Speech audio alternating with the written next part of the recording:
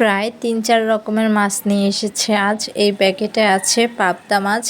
এই মাছটা টমেটো দিয়ে রান্না করলে ১টা-২টা যদি আলু দেওয়া যায় তাহলে কিন্তু আরও বেশি ভালো লাগে।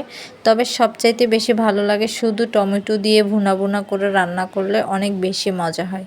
আচ্ছা, কারা কারা এই পাবদা মাছটা খেতে পছন্দ করো অবশ্যই কিন্তু কমেন্টে জানিও। তারপর এদিকে দেখছি কিছু নারকেলি মাছ নিয়ে এসেছে। এই মাছগুলো একটু সাইজে ছোট ছোট। এই মাছটাও কিন্তু অনেক বেশি মজা, তবে এটার থেকে একটু বড় যেটা সেটা একটু বেশি ভালো লাগে। তো যাই হোক, আজকে যেহেতু হয়তো বা বড়টা পাইনি, ছোটটাই নিয়ে এসেছে। আর এই প্যাকেটে দেখি কি মাছ আছে এটা অবশ্য এখনও বলতে পারছি না। তো ৩-৪ রকমের মাছ নিয়ে এসেছিল, সবগুলোকে কেটে ধুয়ে ফ্রিজে রেখে দিব। আর একসাথে অনেকগুলো মাছ নিয়ে আসলে অনেক সুবিধা, যেমন অন্য সময় মাছ কোটার তেমন একটা ঝামেলা থাকে না।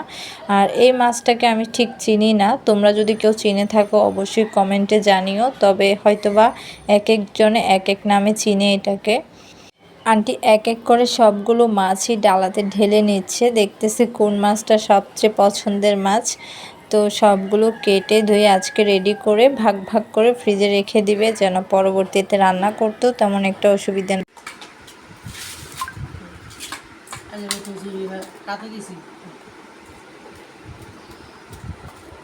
এখানে ৩-৪ রকমের মাছ না আন্টি?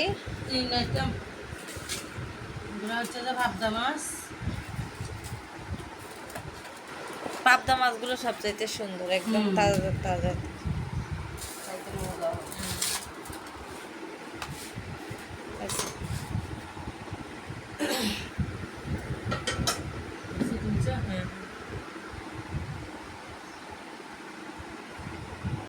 রান্নার আয়োজন চলতেছে।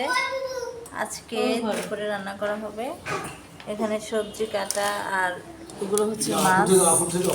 এখানে কি কি মাছ আছে? এগুলো ইয়া মাছ, কি বলে যে ইলিশ মাছ, পোয়া মাছ, বেগুন দিয়ে, মাছ দিয়ে, আলু দিয়ে সবজি রান্না করা হবে আজকে।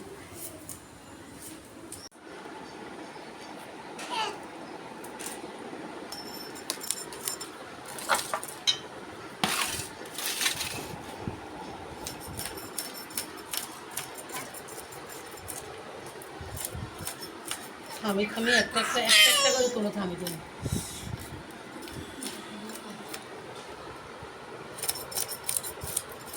বাড়া মাছের আর শক্ত।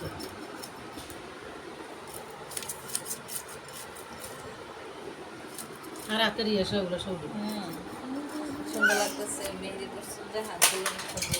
আমার মোবাইলটা শেষ করে দে একবারে নাশ করে।